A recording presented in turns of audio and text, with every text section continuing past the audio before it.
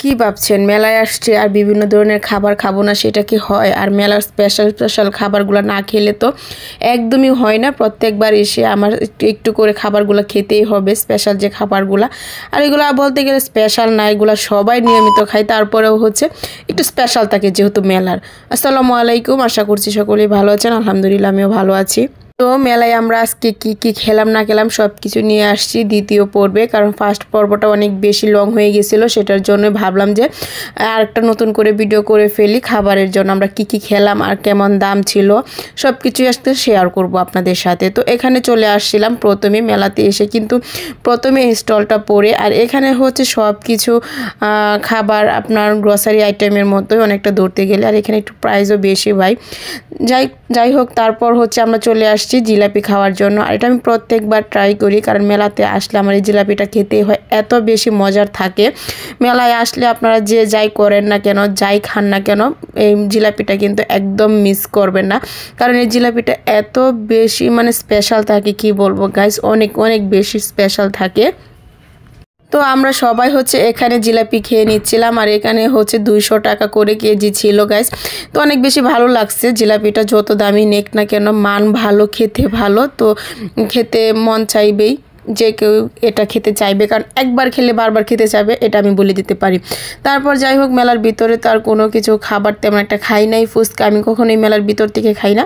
তো বের হওয়ার পরে হচ্ছে চলে গেলাম ফুচকা খাওয়ার জন্য এখানে।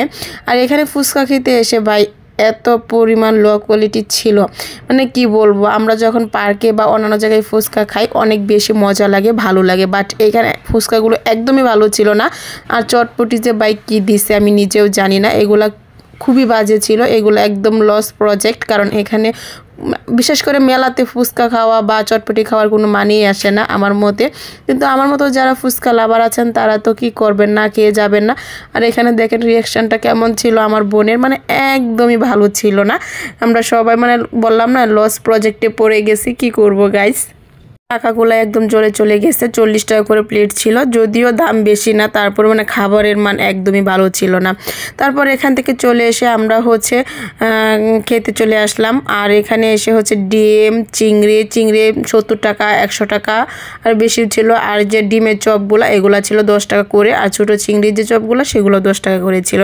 বিশেষ করে এগুলো খাওয়া যায়, এগুলার ভালো লাগছিল। মান কেমন তা তো আর জানি না, উনি বানিয়ে রাখছে যেহেতু। তো খাবারগুলো ভালো ছিল, আমরা খেলাম সবাই মিলে। আর আমি চিংড়ি খাই না, সেজন্য হচ্ছে চিংড়ি আমি নিইনি, তারা খাইছে। তারপর হচ্ছে এখানে পেস্ট্রি নেওয়ার জন্য চলে আসছে, আমার ছোটো বোন পেস্ট্রি খাবে, তাকে এখানে পেস্ট্রি কিনে দিলাম।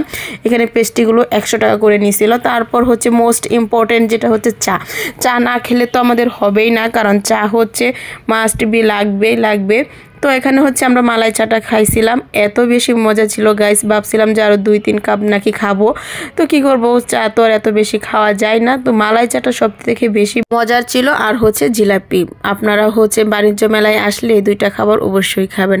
তো আজকের ভিডিওটা আমার এ পর্যন্তই, আশা করছি আপনাদের ভালো লাগবে। যাদের ভালো লাগবে সবাই আমার পেজটা ফলো করে দিবেন।